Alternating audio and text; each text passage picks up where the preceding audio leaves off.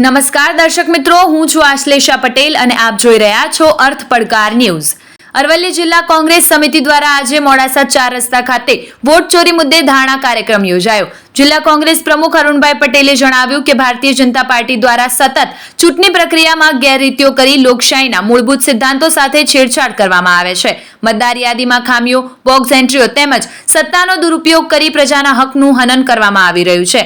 આ અન્યાય સામે અરવલ્લી જિલ્લાના કોંગ્રેસ કાર્યકરો, આગેવાનો તથા નાગરિકોએ એક જ મંચ પરથી જોરદાર વિરોધ નોંધાવ્યો હતો। આ પ્રસંગે જિલ્લા કોંગ્રેસના આગેવાનો તથા મહિલા યુવા કોંગ્રેસના આગેવાનો મોટી સંખ્યામાં ઉપસ્થિત રહ્યા હતા।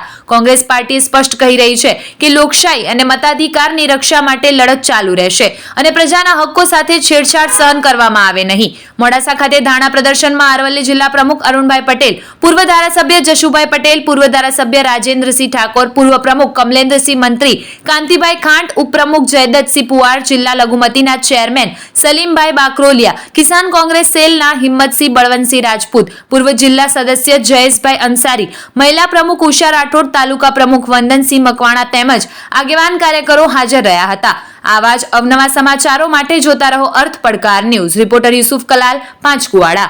જોતા રહો અર્થ પડકાર ન્યૂઝ અને અમારી ચેનલને લાઇક, શેર અને સબસ્ક્રાઇબ કરવાનું ભૂલશો નહીં।